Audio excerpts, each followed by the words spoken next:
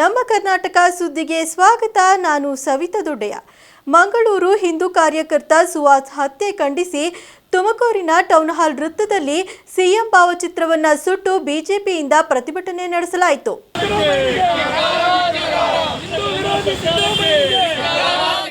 OBC ಜಿಲ್ಲಾ ಸಮಿತಿ ಹಾಗೂ ಬಿಜೆಪಿಯಿಂದ ಇಂದು ಮಧ್ಯಾಹ್ನ ತುಮಕೂರಿನ ಟೌನ್ ಹಾಲ್ ವೃತ್ತದಲ್ಲಿ ಪ್ರತಿಭಟನೆ ನಡೆಸಿ ಹಿಂದೂ ಕಾರ್ಯಕರ್ತನ ಹತ್ಯೆಗೆ ಸರ್ಕಾರ ಪರೋಕ್ಷವಾಗಿ ಸಹಕಾರ ನೀಡುತ್ತಿದೆ, ಕಾನೂನು ಸುವ್ಯವಸ್ಥೆ ಸರ್ಕಾರದ ನಿಯಂತ್ರಣ ತಪ್ಪಿದೆ ಎಂದು ಪ್ರತಿಭಟನಾಕಾರರು ಘೋಷಣೆ ಕೂಗಿ ಆಕ್ರೋಶ ವ್ಯಕ್ತಪಡಿಸಿದರು. ಮುಖ್ಯಮಂತ್ರಿ ಸಿದ್ದರಾಮಯ್ಯ ಅವರ ಭಾವಚಿತ್ರವನ್ನು ಸುಟ್ಟು ಭಸ್ಮ ಮಾಡಿದ್ರು. ಈ ವೇಳೆ ಬಿಜೆಪಿ ಮಾಜಿ ಶಾಸಕ ಎನ್ಎಲ್ ನರೇಂದ್ರ ಬಾಬು ಮಾತನಾಡಿ, ಘಟನೆ ನಡೆದು 24 ಗಂಟೆಯಾದರೂ ಸಾಕ್ಷಿಗಳಿದ್ದರೂ ಆರೋಪಿಗಳನ್ನ ಇದುವರೆಗೂ ಯಾಕೆ ಬಂಧಿಸಿಲ್ಲ ಎಂದು ಸರ್ಕಾರವನ್ನ ಪ್ರಶ್ನೆ ಮಾಡಿದರು. ಪ್ರತಿಭಟನೆಯಲ್ಲಿ ಶಿವಪ್ರಸಾದ್, ಸದಾಶಿವಯ್ಯ, ವೆಂಕಟೇಶಾಚಾರ್ಯ, ನವಚೈತನ್ಯ, ಧನುಷ್ ಹಲವರು ಉಪಸ್ಥಿತರಿದ್ದರು. ಕೊಲೆಯಾಗಿ ಸುಮಾರು 24 ಗಂಟೆಗಳು ಕಳೆದಿವೆ. ಆದರೂ ಸಹ ಇದುವರೆಗೂ ಸಹ ಸಿಸಿಟಿವಿ ಫುಟೇಜ್ ಇದೆ, ಕಾರ್ ನಂಬರ್ ಗೊತ್ತಿದೆ, ಸಂಪೂರ್ಣವಾಗಿ ಮಾಹಿತಿ ಇದೆ. ಅವ್ರನ್ನ ಬಂಧಿಸಿಲ್ಲ. ಇದಕ್ಕೆ ನಾವು ಖಂಡಿಸೋದ್ರ ಜೊತೆಗೆ ಇತಿಹಾಸವನ್ನು ಮೆಲುಕಾಕಿ ನೋಡಿದಾಗ ಹೇಗೆ ಪೆಹಲ್ಗಾಮ್ನಲ್ಲಿ ನೀನು ಹಿಂದೂನ ಅನ್ಯ ಧರ್ಮೀಯನ ಅಂತ ಕೇಳಿಕೊಂಡು ಹೇಗೆ ಕೊಲೆ ಮಾಡಿದ್ರು, ಅದೇ ರೀತಿಯಲ್ಲಿ ಇವತ್ತು ರಾಜ್ಯದಲ್ಲಿ ಹಿಂದೂ ಪರವಾಗಿರ್ತಕ್ಕಂಥ ಸಂಘಟನೆಯ ಕಾರ್ಯಕರ್ತರನ್ನ ಕೊಲೆ ಒಂದೊಂದಾಗಿ ಮಾಡ್ತಾ ಇರ್ತಕ್ಕಂಥದ್ದು, ಮಾಡೋರಿಗೆ ಪ್ರೇರಣೆ ಕೊಡ್ತಾ ಇರ್ತಕ್ಕಂಥ ಯಾರು ಅಂತಕ್ಕಂಥದ್ದನ್ನ ನಾವಿವತ್ತು ಆಲೋಚನೆ ಮಾಡಬೇಕಾಗ್ತದೆ. ರಾಜ್ಯ ಸರ್ಕಾರದಲ್ಲಿ ಕಾನೂನು ಮತ್ತು ಸುರಕ್ಷತೆ ಇವತ್ತು ಕುಸಿದಿರ್ತಕ್ಕಂಥದ್ದು. ಇವತ್ತು ನಮ್ಮ ಸ್ಥಳೀಯ ಗೃಹ ಸಚಿವರಾಗಿರ್ತಕ್ಕಂಥ ಪರಮೇಶ್ವರ್ ಅವ್ರನ್ನ ಪ್ರಶ್ನೆ ಮಾಡ್ತೇನೆ. ಇವತ್ತು ನಮ್ಮ ರಾಜ್ಯದಲ್ಲಿ ಈ ರೀತಿಯಾಗಿ ಹಿಂದೂ ವಿರೋಧಿ ಚಟುವಟಿಕೆ ಮಾಡ್ತಾ ಇರ್ತಕ್ಕಂಥ ಜೊತೆಯಲ್ಲಿ ಹಿಂದೂ ವಿರೋಧಿ ಮತ್ತು ಹಿಂದೂಗಳ ಪರವಾಗಿರ್ತಕ್ಕಂಥವ್ರನ್ನ ಕೊಲೆ ಮಾಡಲಿಕ್ಕೆ ಸಂಚಾಗ್ತಾ ಇರ್ತಕ್ಕಂಥ ಮಾಹಿತಿ ಇಲ್ವಾ? ಅಥವಾ ಇದುವರೆಗೂ ಯಾಕೆ ಬಂಧಿಸಿಲ್ಲ? ಏನಾಗ್ತಾ ಇದೆ ಸರ್ಕಾರ? ಏನು ಗಜ್ನಿ ಮಹಮ್ಮದಿಂದ ಹಿಡಿದು ಪೆಹಲ್ಗಾಮ್ನಂತ ಉಗ್ರಗಾಮಿಗಳವರೆಗೂ ಸಹ ಆಂತರಿಕವಾಗಿರ್ತಕ್ಕಂಥ ಶತ್ರುಗಳನ್ನ ನಿಗ್ರಹಿಸ್ತಕ್ಕಂಥ ತಾಕತ್ತಿಲ್ದೇನೆ ಹೋದ್ರೆ, ಆ ಇಚ್ಛಾಶಕ್ತಿಯಿಂದ ಹೋದ್ರೆ ಯಾಕೆ ಅಧಿಕಾರ ಮುಂದುವರಿಬೇಕು? ಭಾರತ ಈ ಭಾಗ ಆಗಿದ್ದು ಇವತ್ತು ಧರ್ಮದ ಆಧಾರದ ಮೇಲೆ. ನೋವಿನ ಸಂಗತಿ, ಇವತ್ತು ಸಹ ನೆಮ್ಮದಿಯಾಗಿ ಬದುಕಲಿಕ್ಕೆ ಆಗ್ತಾ ಇಲ್ಲ. ತುಮಕೂರು ನಗರದ ಮಹಾಲಕ್ಷ್ಮಿ ಬಡಾವಣೆಯ ಕಟ್ಟಡ ಕಾರ್ಮಿಕರ ಶೆಡ್ನಲ್ಲಿ ವಾಸವಿದ್ದ 43 ಕೊಳಕಮಂಡಲ ಹಾವನ್ನ ಉರಗ ರಕ್ಷಕರು ರಕ್ಷಿಸಿದ್ದಾರೆ. ತುಮಕೂರು ನಗರದ ಮಹಾಲಕ್ಷ್ಮಿ ಬಡಾವಣೆ ವಾಸಿ ಶಿವಣ್ಣ ಟೈರ್ಸ್ ಮಾಲೀಕರಾದ ಕಾರ್ತಿಕ್ ಅವರ ಕಟ್ಟಡ ಕಾರ್ಮಿಕರ ಶೆಡ್ನಲ್ಲಿ 43 ಕೊಳಕಮಂಡಲ ಮರಿಗಳು ಹಾಗೂ 4 ಅಡಿ ಉದ್ದದ ತಾಯಿ ಹಾವು ಕಾಣಿಸಿಕೊಂಡಿದೆ. ಈ ಹಾವುಗಳನ್ನ ವನ್ಯಜೀವಿ ಜಾಗೃತಿ ಹಾಗೂ ಉರಗ ಸಂರಕ್ಷಣಾ ಸಂಸ್ಥೆಯ ಉರಗ ರಕ್ಷಕರಾದ ಚಂದನ್, ಮನು ಅಗ್ನಿವಂಶಿ ಮತ್ತು ಕಾರ್ತಿಕ್ ಅವರು ಸುರಕ್ಷಿತವಾಗಿ ರಕ್ಷಿಸಿದ್ದಾರೆ. ಬಳಿಕ ಸಮೀಪದ ಅರಣ್ಯ ಪ್ರದೇಶಕ್ಕೆ ಬಿಟ್ಟಿದ್ದಾರೆ. ತುಮಕೂರು ನಗರ ಹಾಗೂ ಹೊರವಲಯಗಳಲ್ಲಿ ಈ ಪ್ರಕ್ರಿಯೆ ಪ್ರಾರಂಭ ಸಾರ್ವಜನಿಕರು ಹೆಚ್ಚು ಜಾಗೃತರಾಗಿರಬೇಕು. ಮನೆಯ ಸುತ್ತಮುತ್ತ ಸ್ವಚ್ಛತೆಯನ್ನ ಕಾಪಾಡಿಕೊಳ್ಳಬೇಕು. ಸಂಜೆ ಕತ್ತಲ ಸಮಯದಲ್ಲಿ ಟಾರ್ಚ್ ಬಳಸಿ ಹಾಗೂ ಶೂಗಳನ್ನ ಧರಿಸುವ ಮುನ್ನ ಪರೀಕ್ಷಿಸಿ ಎಂದು ಉರಗ ರಕ್ಷಕರು ಮನವಿ ಮಾಡಿದ್ದಾರೆ.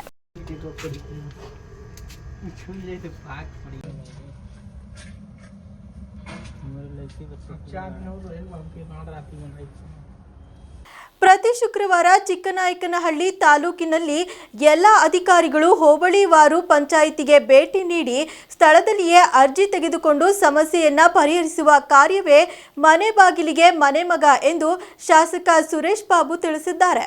ಚಿಕ್ಕನಾಯಕನಹಳ್ಳಿ ತಾಲೂಕಿನ ಕಂದಿಕೆರೆಯಲ್ಲಿ ಮನೆ ಬಾಗಿಲಿಗೆ ಮನೆಮಗ ಎಂಬ ವಿಶೇಷವಾದ ಕಾರ್ಯಕ್ರಮವನ್ನ ಶಾಸಕ ಸುರೇಶ್ ಬಾಬು ಉದ್ಘಾಟಿಸಿ ಮಾತನಾಡಿದರು. ಮನೆ ಬಾಗಿಲಿಗೆ ಮನೆ ಮಗ ಎಂಬ ಶೀರ್ಷಿಕೆ ಅಡಿಯಲ್ಲಿ ಬಡವರ ಮತ್ತು ದೀನದಲಿತರ ಸಮಸ್ಯೆಗಳನ್ನ ಗ್ರಾಮ ಪಂಚಾಯಿತಿಗಳ ಮಟ್ಟದಲ್ಲಿ ಸಮಸ್ಯೆಗಳನ್ನ ಪರಿಹರಿಸಲಾಗುವುದು. ಪ್ರತಿ ಶುಕ್ರವಾರ ತಾಲೂಕಿನ ಎಲ್ಲಾ ಅಧಿಕಾರಿಗಳು ಹೋಬಳಿವಾರು ಪಂಚಾಯಿತಿಗಳಿಗೆ ಭೇಟಿ ನೀಡಿ ಸ್ಥಳದಲ್ಲಿಯೇ ಅರ್ಜಿ ತೆಗೆದುಕೊಂಡು ಸಮಸ್ಯೆಯನ್ನ ಪರಿಹರಿಸುವ ಕಾರ್ಯಕ್ರಮ ಇದಾಗಿದೆ ಎಂದು ಶಾಸಕ ಸುರೇಶ್ ಬಾಬು ತಿಳಿಸಿದರು. ತಾಲೂಕಿನ ದಂಡಾಧಿಕಾರಿ ಪುರಂದರ್ ಮಾತನಾಡಿ, ಇಂತಹ ವಿಶೇಷ ಕಾರ್ಯಕ್ರಮವನ್ನ ಹಮ್ಮಿಕೊಂಡು ಜನಸಾಮಾನ್ಯರಿಗೆ ಸಮಸ್ಯೆಗಳನ್ನ ಪರಿಹರಿಸುವ ನಿಟ್ಟಿನಲ್ಲಿ ಶಾಸಕರು ಉತ್ತಮ ಪ್ರಯತ್ನ ಮಾಡುತ್ತಿದ್ದಾರೆ ಎಂದು ಹೇಳಿದರು. ಇದೇ ಸಂದರ್ಭದಲ್ಲಿ ತಾಲೂಕು ಪಂಚಾಯಿತಿ ಇಒ, ಕ್ಷೇತ್ರ ಶಿಕ್ಷಣಾಧಿಕಾರಿ ಸಿಂಗದಹಳ್ಳಿ ರಾಜ್, ಮಹಿಳಾ ಮತ್ತು ಮಕ್ಕಳ ಕಲ್ಯಾಣ ಇಲಾಖೆ ಅಧಿಕಾರಿ, ಪಿಡಿಒಗಳು, ಅರಣ್ಯ ಅಧಿಕಾರಿಗಳು ಹಾಜರಿದ್ದರು.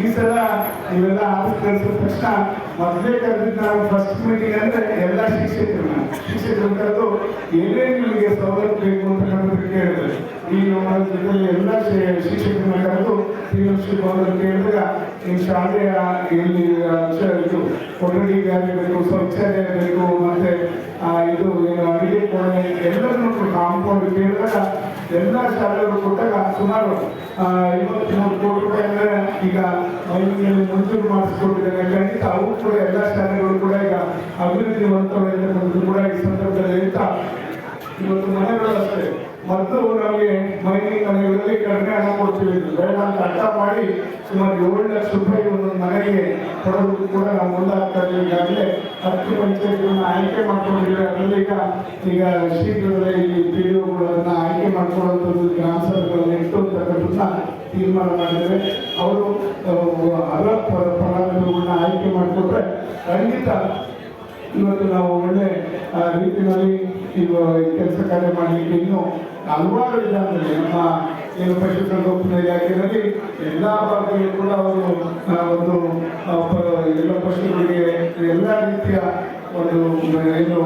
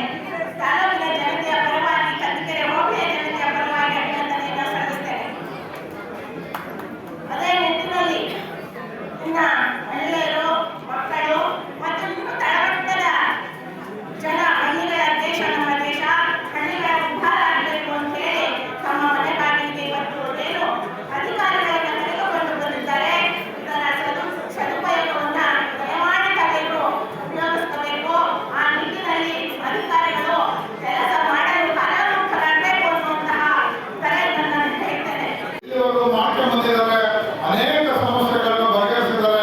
ಹಾಗಾಗಿ ನಿಮ್ಮೆಲ್ಲರ ಪರವಾಗಿ ಅವರಿಗೆ ಅಭಿನಂದನೆಯನ್ನ ಸಲ್ಲಿಸ್ತೇನೆ. ಇಡೀ ರಾಜ್ಯದಲ್ಲಿ ಯಾವ ಶಾಸಕರು ಮಾಡಿಲ್ಲ, ಯಾವ ಸಚಿವರು ಮತ್ತು ಜನಸಂಪರ್ಕ ಸಭೆಗಳನ್ನು ಜನಪ್ರಿಯ ಈ ಕಾರ್ಯಕ್ರಮವನ್ನು ಮಾಡಿಲ್ಲ, ಅಷ್ಟನ್ನು ಮಾಡಿಲ್ಲ. ಇವತ್ತು ಅವರು ಬಡವರ ಸೇವೆ ದೇವರ ಕೆಲಸ ಮಾಡ್ದಂಗೆ, ಬಡವರ ಆಶೀರ್ವಾದ ದೇವರ ಆಶೀರ್ವಾದ ಅಂತ ಹೇಳಿ ತಿಳ್ಕೊಂಡು ಕೆಲಸ ಮಾಡ್ತಾರೆ. ಅಂದರು ಜನರ ಸೇವೆ ಜನಾರ್ದನ ಸೇವೆ ಅಂತೇಳಿ ನಾವು ಈ ಬಾರಿ ಚುನಾವಣೆಯ ನಂತರ ಅವರು ಚುನಾವಣೆಯಲ್ಲಿ ಹೇಳೋರು, ನನಗೆ ಇಷ್ಟು ಜನ ಇಂಥ ಸಂದರ್ಭದಲ್ಲಿ ಕೈ ಹಿಡಿದಿದ್ದಾರೆ, ನಾನು ಅವರ ಮನೆಯವರಿಗೆ ಅವರ ಸಮಸ್ಯೆಯನ್ನು ಕೇಳಿ ಅವರ ಕೆಲಸ ಕಾರ್ಯಗಳನ್ನು ಮಾಡ್ತೀನಿ, ವಿನೂತವಾಗಿ ಮಾಡ್ತೀನಿ. ಈ ಬಾರಿ ಇಡೀ ರಾಜ್ಯದಲ್ಲಿ ಯಾರು ಮಾಡಿರಬಾರದು ಅಷ್ಟು ಜನಕ್ಕೆ ಸ್ಪಂದಿಸ್ತೀನಿ ಅನ್ನೋ ಮಾತನ್ನ ಆಡೋದು. ಇವತ್ತು ಅದನ್ನು ಸಾಬೀತು ಮಾಡಿದ್ದಾರೆ. ಅನೇಕ ಸಮಸ್ಯೆಗಳು ಗ್ರಾಮಗಳಲ್ಲಿದ್ದಾವೆ, ಅವರ ಸರ್ಕಾರದ ಯೋಜನೆಗಳಿವೆ. ಆ ಯೋಜನೆಗಳನ್ನ ಜನಕ್ಕೆ ತಲುಪಿಸುವಂಥದ್ದು, ಅಧಿಕಾರಿಗಳನ್ನ ಮನೆಗಳಿಗೆ ಕರ್ಕೊಂಡು ತಲುಪಿಸುವಂಥದ್ದು ಅದು ದೊಡ್ಡ ಕೆಲಸ. ಸೊ ಆಲೋಚನೆಗೆ ಮತ್ತೆ ಆ ಆಲೋಚನೆಯನ್ನ ಪ್ರಕ್ರಿಯೆಯಾಗಿ ಪರಿವರ್ತನೆ ಮಾಡೋದಕ್ಕೆ ತುಂಬಾ ಶಾರ್ಟ್ ಅವಧಿಯಲ್ಲಿ ಮಾನ್ಯ ಶಾಸಕರು ಮತ್ತು ಅವರ ತಂಡ ಮತ್ತು ಚಿಕ್ಕನಾಯಕರು ತಾಲೂಕು ಆಡಳಿತ ಸಂಸ್ಥೆಗೆ ನನ್ನ ಕಡೆಯಿಂದ ಮೊದಲನೇದಾಗಿ ಅಭಿನಂದನೆಗಳು. ಈ ಮನೆ ಮಾಗಿಲಿಗೆ ಮನೆ ಮಗ, ಇದು ಸುರೇಶ್ ಬಾಬು ಸಾಹೇಬರಿಗೆ ಈ ಶೀರ್ಷಿಕೆ ತುಂಬಾ ಅತ್ಯುತ್ತಮವಾಗಿ ಹೊಂದುತ್ತಾ ಒಂದಲ್ವೋ ಆಡಿಯನ್ಸ್ ಹೇಳಬೇಕು, ಕೂತಿರೋರು ಹೇಳಬೇಕು.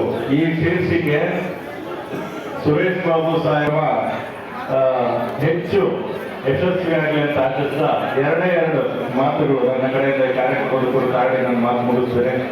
ಮೊದಲನೇದಾಗಿ ಸಾರ್ವಜನಿಕ ಸೇವೆಯಲ್ಲಿ ಡೆಲಿವರಿ ಆಫ್ ಸರ್ವಿಸಸ್ ಅಂತ ಇದೆ. ಅಂದ್ರೆ ನಾವು ಸೇವೆನ, ಜನಗಳಿಗೆ ಸೇವೆನ ಅವರ ಮನೆ ಬಾಗಿಲಿಗೆ ಮತ್ತು ಅವರ ಬದುಕುಗಳಿಗೆ ನಾವು ಯಾವ ರೀತಿ ತಲುಪಿಸ್ತೀವಿ, ಎಷ್ಟು ಎಫೆಕ್ಟಿವ್ ಆಗಿ ಮತ್ತು ಎಷ್ಟು ಯಶಸ್ವಿಯಾಗಿ ನಡೀತಾ ಇದೆ. ಸಂಜೆ 4 ಗಂಟೆಗೆ ಆಗುವುದರಿಂದ ಈ ರೈತ ಬಾಂಧವರು ಏನು ಮಾಡ್ತಾರೆ, ಬೆಳಿಗ್ಗೆ ಆಫೀಸಿಗೆ ಬರ್ತಾರೆ, ಸಂಜೆ 4 ಗಂಟೆ ಮೇಲೆ ಮನೆ ಕೆಲಸ ಮತ್ತೊಂದು ಕೆಲಸಕ್ಕಾಗಿ ವಾಪಸ್ ಹೋಗ್ತಾರೆ. ಆದರೆ ಈ ಕೆಲವರೆಲ್ಲ ಮುಂದೆ ಹೋಗ್ಬಿಡ್ತಾರೆ, ಇನ್ನು ಅವ್ರ ಸಮಸ್ಯೆಗಳು ಹೇಳಲಿಕ್ಕೆ ಸಮಯಾವಕಾಶ ಸಿಗೋದಿಲ್ಲ.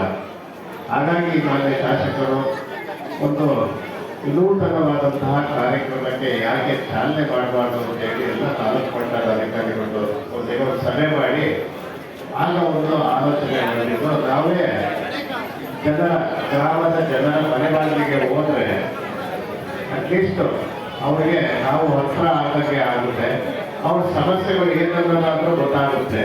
ಕಾನೂನಾತ್ಮಕವಾಗಿ ಮಾಡೋ ಕೃಷಿ ಮಾರುಕಟ್ಟೆ ಸಚಿವ ಶಿವಾನಂದ ಪಾಟೀಲ್ ಅವರು ತಮ್ಮ ಶಾಸಕ ಸ್ಥಾನಕ್ಕೆ ರಾಜೀನಾಮೆ ನೀಡಿದ್ದಾರೆ.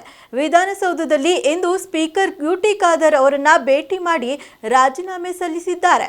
ಬಸವನ ಬಾಗೇವಾಡಿ ಕ್ಷೇತ್ರದ ಕಾಂಗ್ರೆಸ್ ಶಾಸಕ ಶಿವಾನಂದ ಪಾಟೀಲ್ ಈಗಾಗಲೇ ಶಾಸಕ ಸ್ಥಾನಕ್ಕೆ ರಾಜೀನಾಮೆ ನೀಡಿದ್ದಾರೆ. ತಮ್ಮ ಈ ನಿರ್ಧಾರಕ್ಕೆ ಅವರು ಕಾರಣವನ್ನು ನೀಡಿದ್ದಾರೆ. ವಿಜಯಪುರ ಬಿಜೆಪಿ ಶಾಸಕ ಯತ್ನಾಳ್ ತಮ್ಮ ಸ್ಥಾನಕ್ಕೆ ರಾಜೀನಾಮೆ ಸಲ್ಲಿಸಿ ನನ್ನ ವಿರುದ್ಧ ಬಸವನ ಬಾಗೇವಾಡಿ ಮತಕ್ಷೇತ್ರದಿಂದ ಸ್ಪರ್ಧೆ ಮಾಡುವುದಾಗಿ ಸವಾಲು ಹಾಕಿದ್ದಾರೆ. ನಾನು ಅವರ ಸವಾಲನ್ನ ಸ್ವೀಕರಿಸಿ ಅವರ ವಿರುದ್ಧ ಚುನಾವಣೆಗೆ ಸ್ಪರ್ಧಿಸಲು ನಿರ್ಧರಿಸಿದ್ದೇನೆ ಎಂದು ತಿಳಿಸಿದ್ದಾರೆ. ಬಸವನಗೌಡ ಆರ್ ಪಾಟೀಲ್ ಯತ್ನಾಳ್ ಅವರು ಸವಾಲು ಹಾಕಿರುವಂತೆ ಅವರು ಶಾಸಕ ಸ್ಥಾನಕ್ಕೆ ರಾಜೀನಾಮೆ ಸಲ್ಲಿಸಿ ಅವರ ರಾಜೀನಾಮೆ ಅಂಗೀಕಾರವಾದರೆ ಮಾತ್ರ ದಯಮಾಡಿ ನನ್ನ ರಾಜೀನಾಮೆಯನ್ನ ಅಂಗೀಕರಿಸುವಂತೆ ತಮ್ಮಲ್ಲಿ ಕೋರುತ್ತೇನೆ ಎಂದು ಸ್ಪೀಕರ್ ಯುಟಿ ಖಾದರ್ಗೆ ಪತ್ರದಲ್ಲಿ ಶಿವಾನಂದ ಪಾಟೀಲ್ ಉಲ್ಲೇಖಿಸಿದ್ದಾರೆ. ಆದರೆ ಸ್ಪೀಕರ್ ಇವರ ರಾಜೀನಾಮೆ ಪತ್ರ ಅಂಗೀಕರಿಸಿಲ್ಲ. ಯತ್ನಾಳ್ ಕಡೆಯಿಂದಲೂ ಇನ್ನೂ ಯಾವುದೇ ಪ್ರತಿಕ್ರಿಯೆ ಬಂದಿಲ್ಲ. ಮಂಗಳೂರು ಹಿಂದೂ ಕಾರ್ಯಕರ್ತ ಸುಹಾಸ್ ಶೆಟ್ಟಿ ಹತ್ಯೆ ಹಿನ್ನೆಲೆಯಲ್ಲಿ ಇಂದಿನಿಂದ ಮೇ 4ರವರೆಗೆ ಮಂಗಳೂರು ನಗರದಲ್ಲಿ ಮದ್ಯ ಮಾರಾಟವನ್ನು ನಿಷೇಧಿಸಿ ಜಿಲ್ಲಾಧಿಕಾರಿಗಳು ಆದೇಶ ಹೊರಡಿಸಿದ್ದಾರೆ. ಮಂಗಳೂರು ನಗರದಲ್ಲಿ ಹಿಂದೂ ಪರ ಕಾರ್ಯಕರ್ತ ಸುಹಾಸ್ ಶೆಟ್ಟಿಯನ್ನ ದುಷ್ಕರ್ಮಿಗಳು ಮಂಗಳೂರಿನಲ್ಲಿ ನಿರ್ದಯವಾಗಿ ಮಾರಕಾಸ್ತ್ರಗಳಿಂದ ಕೊಚ್ಚಿ ಕೊಲೆ ಮಾಡಿದ್ದಾರೆ. ಈ ಹಿನ್ನೆಲೆಯಲ್ಲಿ ಇಂದಿನಿಂದ ಮೇ 4ರವರೆಗೆ ಮಂಗಳೂರು ನಗರದಲ್ಲಿ ಮದ್ಯ ಮಾರಾಟವನ್ನ ನಿಷೇಧಿಸಿ ಜಿಲ್ಲಾಧಿಕಾರಿಗಳು ಆದೇಶ ಹೊರಡಿಸಿದ್ದಾರೆ. ಸುಹಾಸ್ ಶೆಟ್ಟಿ ಕೊಲೆ ಹಿನ್ನೆಲೆಯಲ್ಲಿ ಮಂಗಳೂರಿನಲ್ಲಿ ಬಿಗುವಿನ ವಾತಾವರಣ ನಿರ್ಮಾಣವಾಗಿದೆ. ಆದ್ದರಿಂದ ಶಾಂತಿ ಕಾಪಾಡುವ ಹಿನ್ನೆಲೆಯಲ್ಲಿ ಜಿಲ್ಲಾಡಳಿತ ಈ ನಿರ್ಧಾರ ಕೈಗೊಂಡಿದೆ.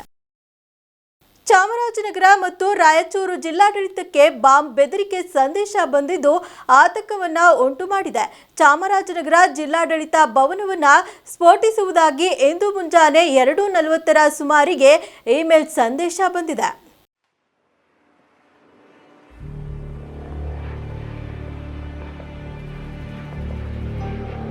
ತಮಿಳುನಾಡಿನ ಬಾಂಬ್ ಬ್ಲಾಸ್ಟ್ ಪ್ರಕರಣವನ್ನ ಉಲ್ಲೇಖಿಸಿ ಮೇಲ್ ಸಂದೇಶ ರವಾನೆ ಮಾಡಲಾಗಿದೆ. ಡಿಎಂಕೆ ನಾಯಕರ ಹೆಸರು ಉಲ್ಲೇಖಿಸಿದ್ದಾರೆ. ಮಧ್ಯಾಹ್ನ 3 ಗಂಟೆ ವೇಳೆಗೆ ಪೈಪ್ಗಳಲ್ಲಿ ಅಡಗಿಸಿಟ್ಟಿರುವ ಬಾಂಬ್ಗಳು ಸ್ಫೋಟಗೊಳಿಸುವುದಾಗಿ ಅಪರಿಚಿತ ಸಂದೇಶ ರವಾನೆ ಮಾಡಿದ್ದಾರೆ. ಸಂದೇಶ ತಿಳಿಯುತ್ತಿದ್ದಂತೆ ಡಿಸಿ ಶಿಲ್ಪಾ ನಾಗ್ ಹಾಗೂ ಎಸ್ಪಿ ಡಾಕ್ಟರ್ ಬಿಟಿ ಕವಿತಾ ಅಗತ್ಯ ಮುಂಜಾಗ್ರತಾ ಕ್ರಮ ಕೈಗೊಂಡಿದ್ದಾರೆ. ಈ ಕುರಿತು ಮಾಧ್ಯಮಗಳೊಂದಿಗೆ ಮಾತನಾಡಿದ ಡಿಸಿ ಶಿಲ್ಪಾ ನಾಗ್, ಜಿಲ್ಲಾಡಳಿತ ಭವನವನ್ನ ಸ್ಫೋಟಿಸುವುದಾಗಿ ಬಾಂಬ್ ಬೆದರಿಕೆ ಸಂದೇಶ ಯಾರು ಆತಂಕ ಪಡುವ ಅಗತ್ಯ ಇಲ್ಲ. ಬಾಂಬ್ ಇಟ್ಟಿರುವುದಾಗಿ ನಮಗೆ ಮೇಲ್ ಬಂದಿದೆ. ಸೆನ್ ಠಾಣೆಗೆ ದೂರು ನೀಡಿದ್ದೇವೆ.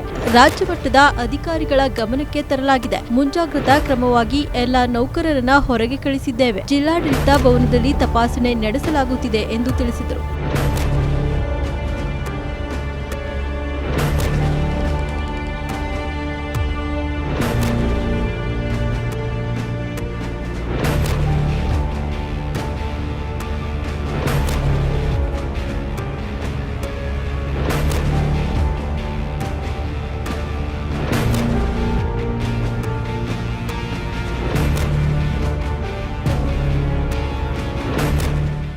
ಹೈಟೆನ್ ಟೆನ್ಷನ್ ಇರೋ ಸಮಯದಲ್ಲಿ ಬೆಳಗ್ಗೆ ನಮ್ಮ ಒಂದು DC ಆಫೀಸ್ ಕಚೇರಿಯ ಅಫಿಷಿಯಲ್ ಇಮೇಲ್ ID ಏನಿದೆ ಅಲ್ಲಿಗೆ ಒಂದು ಇಮೇಲ್ ಸ್ವೀಕೃತ ಆಗಿರುತ್ತೆ.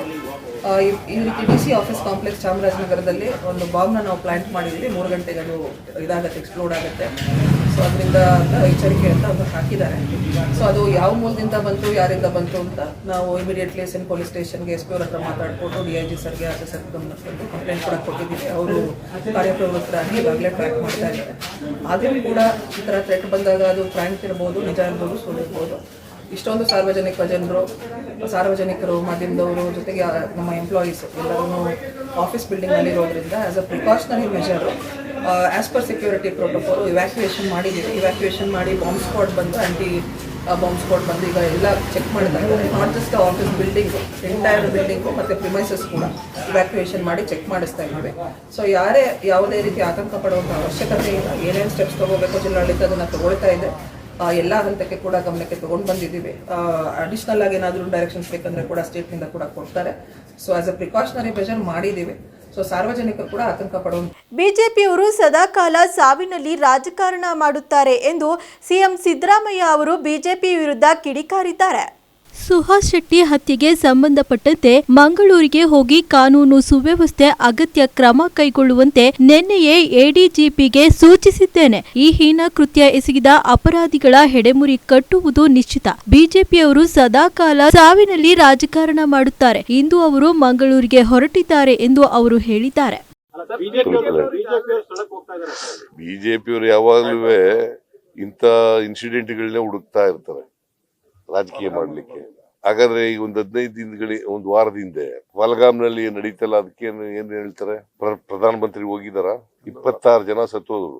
ಉಗ್ರರು ದಾಳಿ ಮಾಡಿ ಅವ್ರ ಮೇಲೆ ಶೂಟ್ ಮಾಡಿದ್ರು. ಪ್ರಧಾನಮಂತ್ರಿ ಹೋದ್ರ? Is it not a failure of the security labs ಅಲ್ವೋ ಇದು? ಅಲ್ಲಿ ನಾನು ಕೇಳಿದೆ, ನಮ್ಮ ಲೀಡರ್ ಒಬ್ಬ ಹೋಗಿದ್ದ ಅಲ್ಲಿಗೆ ಕಾಶ್ಮೀರಕ್ಕೆ.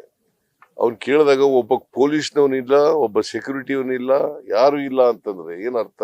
ಬಹಳಷ್ಟು ಜನ, 100 ಜನ ಪ್ರವಾಸಿಗರು ಹೋಗ್ತಾರೆ ಅಂತ ಸ್ಥಳದಲ್ಲಿ ಪೊಲೀಸ್ನವ್ರು ಇರ್ಬೇಕಾ ಬೇಡ? ಪೊಲೀಸ್ನವರೇ ಇರ್ಲಿ. ಎಷ್ಟಿತ್ತು ಈ ಹೊತ್ತಿನ ಸುದ್ದಿ ಮತ್ತು ಮನೋರಂಜನೆಗಾಗಿ ನೋಡ್ತಾ ಇರಿ ನಮ್ಮ ಕರ್ನಾಟಕ ಟಿವಿ. ಇದು ಕನ್ನಡಿಗರ ಭರವಸೆ.